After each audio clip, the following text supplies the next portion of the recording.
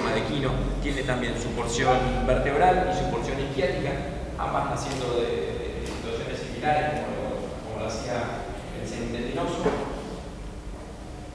Y acá lo vemos, ¿sí? Su porción vertebral, y acá se va a estar originando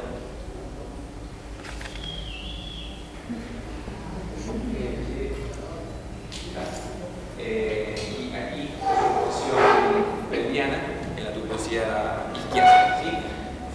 Son músculos muy prominentes que junto con el tendinoso y la porción vertebral del bíceps femoral le dan todo ese aspecto redondeado largo, que va a estar insertando en medial de la región de la rodilla, ¿sí? En medial de la rodilla. Tiene por supuesto como función extender, es el principal extensor de la cadera y extensor, ¿sí? En cierto punto de la articulación de la rodilla, ¿sí? Bien, gracilis. El gracilis es un músculo, digamos, muy ancho, ¿sí? Muy ancho y plano, que vamos a ver rápidamente en las preparaciones cuando vemos el lado medial, ¿sí? Vemos que aquí está el pubis y el isquio están. Ahí vemos la sínfisis, ¿sí? La unión de los dos dorsales, y en esa unión, ¿sí? Se va a estar originando el gracilis en un lugar que se llama tendón simficiario, ¿sí? Tendón simficiario va a estar tomando origen el músculo gracilis, ¿sí? Es un músculo bien plano, que en el caso del equino cubre todos los músculos más profundos, que después vamos a ver que son el aductor y el pectín, ¿sí? Fíjense que para ver esos músculos vamos a tener que retirar el gracilis, ¿sí? ¿Cómo se origina entonces en este tendón simficiario? Por una aponeurosis importante, una porción muscular, un vientre muscular también prominente, y termina insertándose de manera plana con una aponeurosis en la región proximal de la tibia, ¿sí? Aquí estaría la rótula, es el tendón rotuliano, y aquí estaría la región proximal de la tibia, ¿sí? Respecto del sartorio, hay ciertas diferencias en las especies, algunas ya las hemos mencionado. En el caso del carnívoro, el sartorio se divide en dos grandes vientres, ahora lo vamos a ver. En el caso del equino, se origina en el tendón de inserción del psoas menor, ¿sí? En el tendón de inserción del psoas menor y en la fascia ilíaca. Esta es la fascia ilíaca, que cubre al psoas mayor y al ilíaco, y este es el psoas menor y este es su tendón de inserción. Aquí vemos como el sartorio toma origen en esas estructuras fibrosas. Es un músculo muy plano, ¿sí? Un músculo plano que termina insertándose en el ligamento patelar medial. Ligamento patelar medial. Tiene como función, si acá está la cadera y el músculo está ubicado en el cráneo de la cadera, podemos decir que puede actuar como un flexor de la cadera, ¿sí? Y podríamos decir que actúa como un aductor, ¿sí? Un aductor del miembro pelviano, ¿sí? Recuerden que el miembro animal, cuando se para, ¿sí?, tendería a abrirse las piernas si no tuviese músculos tan desarrollados como estos, ¿sí? Entonces, los aductores, bueno, sirven básicamente para eso, para evitar que la articulación se abra. Bien, entonces, quimioterapia gracilis y sartorio. Veamos más, para eso vamos a tener que hacer una disección un poco más profunda.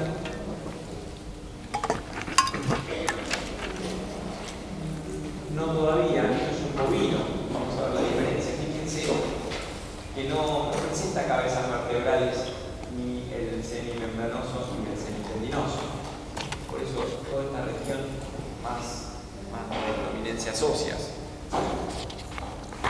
Sí tenemos el origen del gracilis, también como un músculo plano, nacido de una importante, su vientre muscular y su aponeuroinserción.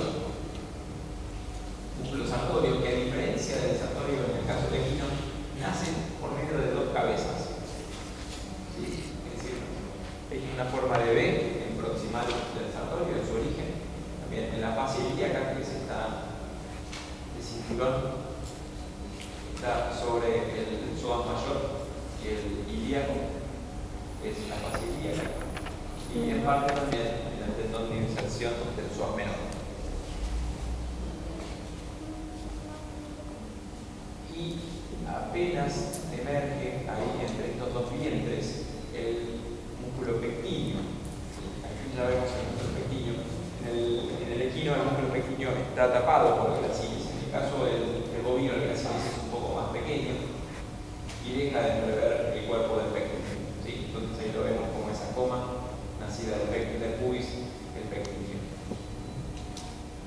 Aquí se hace una especie de V o de triángulo junto con, digamos, el pectíneo con el sartorio. Y esa especie de triángulo es lo que denominamos triángulo femoral. ¿Sí?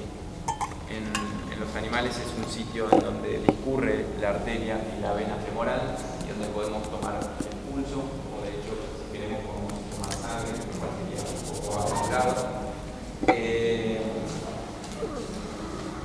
Meter una aguja en el persona es medio complicado. Pero bueno, se puede tomar mucho tranquilamente.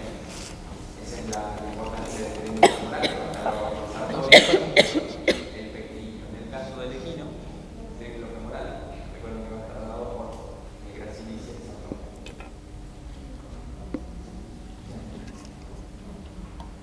Bien, esta es la de colorcito rojo, pero bueno.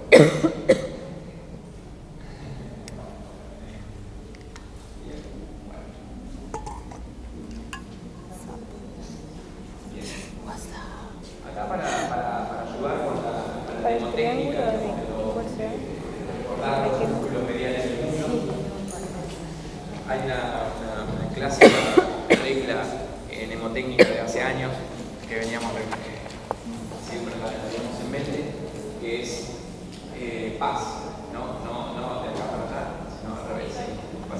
Pasa que todos vimos el miembro izquierdo, entonces hay una foto del miembro derecho donde se ve paz, ¿no? El miembro izquierdo se ve paz.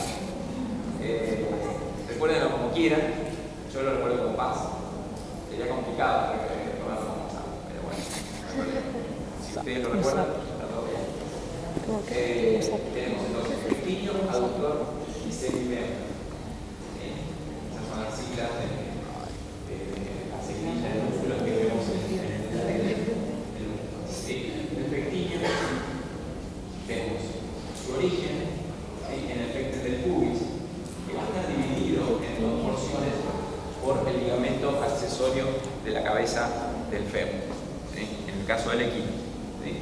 Fíjense esa porción blanquita de ahí, es el ligamento accesorio de la cabeza del fémur, que lo presenta solamente el equino, y divide el pectíneo en dos porciones, una porción craneal y una porción caudal. Es un músculo peniforme, ¿sí? Y robusto en su origen, y tiene una inserción en el labio medial del fémur, ¿sí? Una rugosidad que tiene el medial del fémur en el tercio distal. ¿Sí?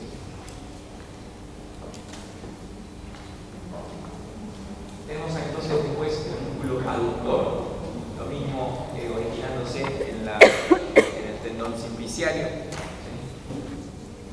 Como el gracilis. Fíjense que acá el esquema hace esa pequeña división, ¿sí? En el magno y en el breve, ¿sí? Una pequeña división que quizás es esquemática que otra cosa, ¿sí? Pero podemos dividir una porción mayor y una porción menor o corta, ¿sí? Aductor, ¿sí? Insertándose también en medio de la rodilla, como tal, el aductor. Y el semimembro, ¿sí? Su porción pelviana y su porción, vertebral y pelviana. ¿Cuál es eso? Bien. Fíjense cómo cómo se insertan en el ligamento colateral medial. ¿Cuánto le hice? El músculo más distal que aparece en profundidad del semimembranoso es el semitendinoso.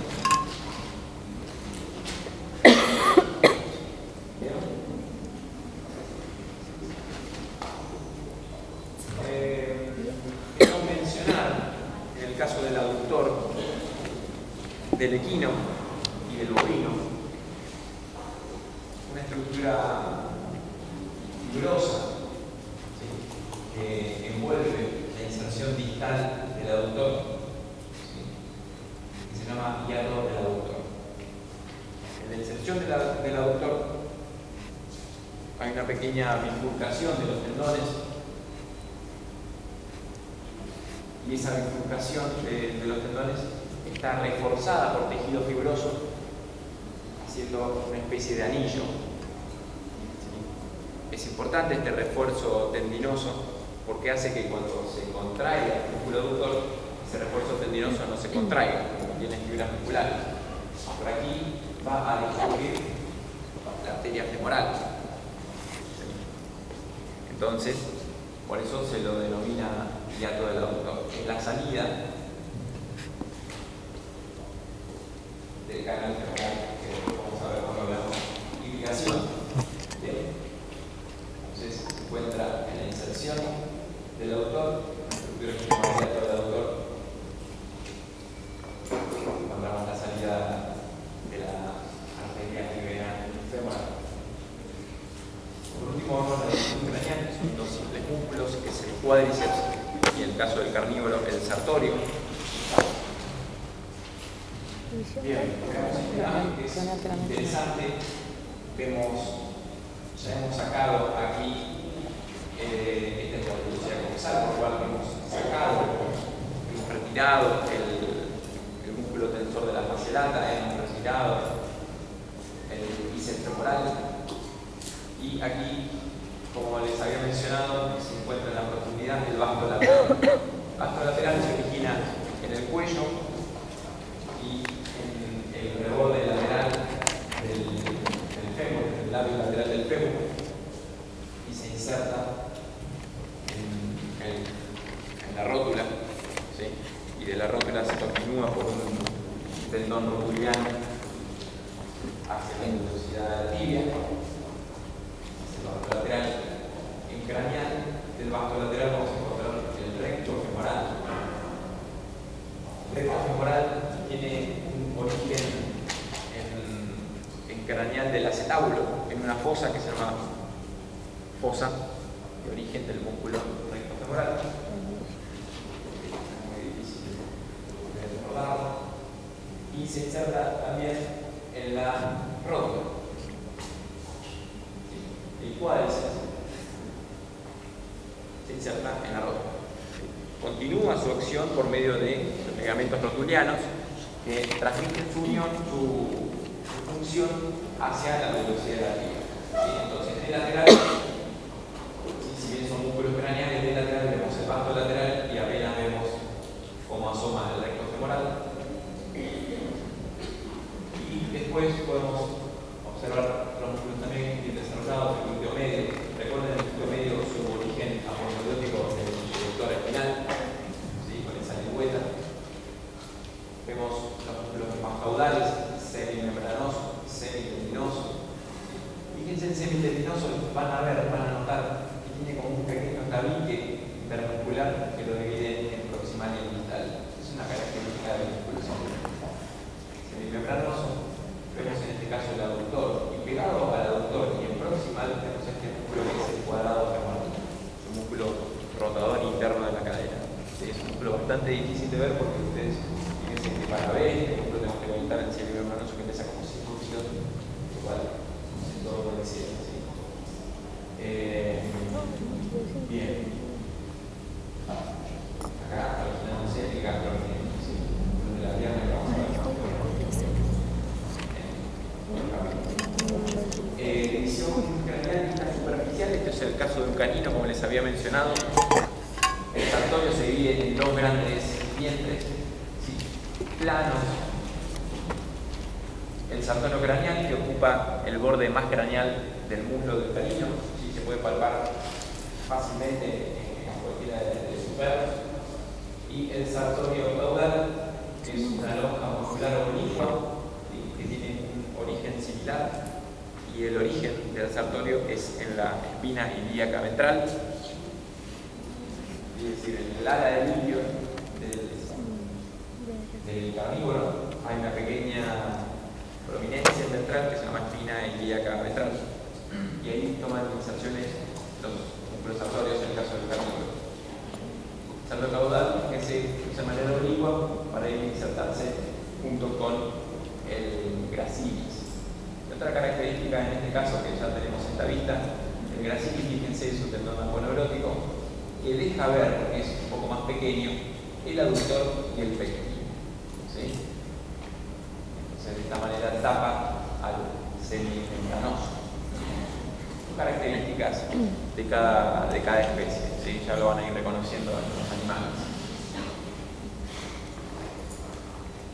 El canino es una vista un poco más profunda del anterior, fíjense acá veníamos el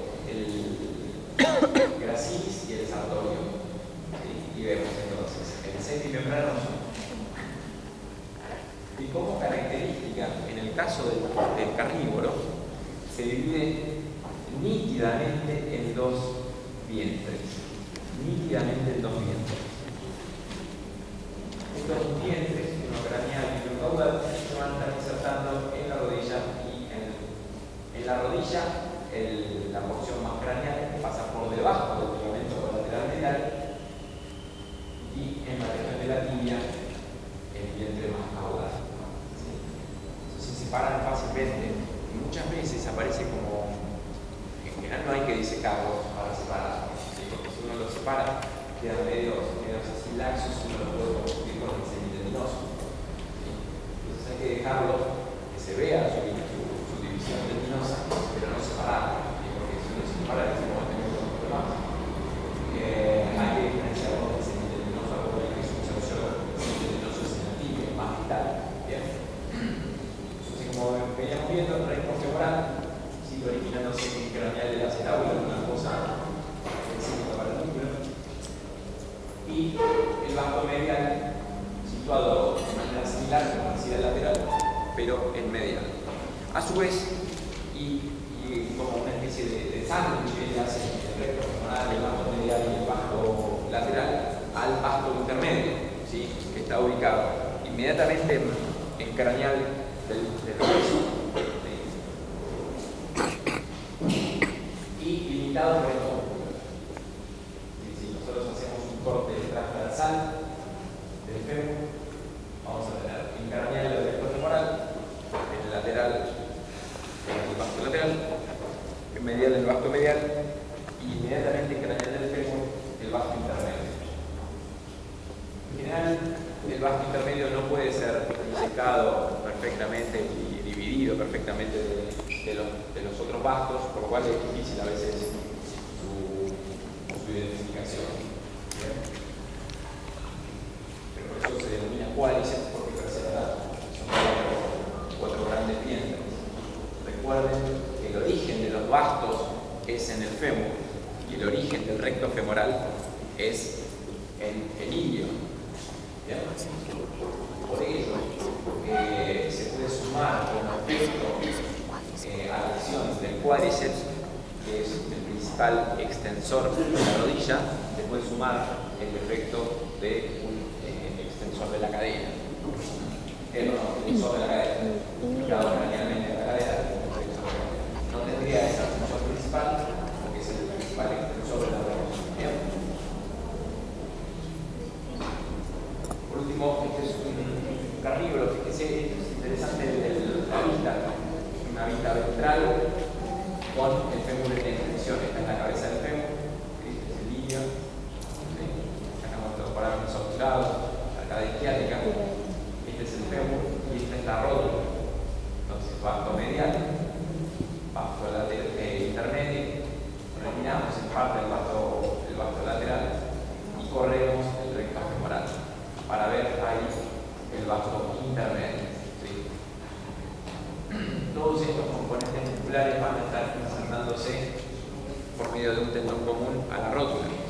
y la rótula, en el caso del canino, por un tendón rotuliano único hacia la tuberosidad de la tibia. Bien. Vamos a la articulación de la rodilla. Veo acá, escucho algunos suspiros como diciendo, bueno, falta más. Y está complicado. Que ahora se complica un poco más. La articulación de la rodilla es una de las articulaciones más complejas que hay y digamos más vasta en cuanto a su amplitud. Es bastante compleja, por lo cual voy a dar los lineamientos generales para que después la lectura no sea tan tediosa. Esta es una radiografía del canino. Vemos acá parte del componente de la rodilla, el componente óseo, extremidad distal del fémur, rótula o patela y extremidad proximal de la tibia. ¿Sí? Acá aparece un pequeño elemento accesorio en el caso de los carnívoros, que es el hueso sesamoideo, que va a estar incluido en el músculo gastrocnemio. Pero es algo que aparece solamente en los carnívoros y es interesante de recordar.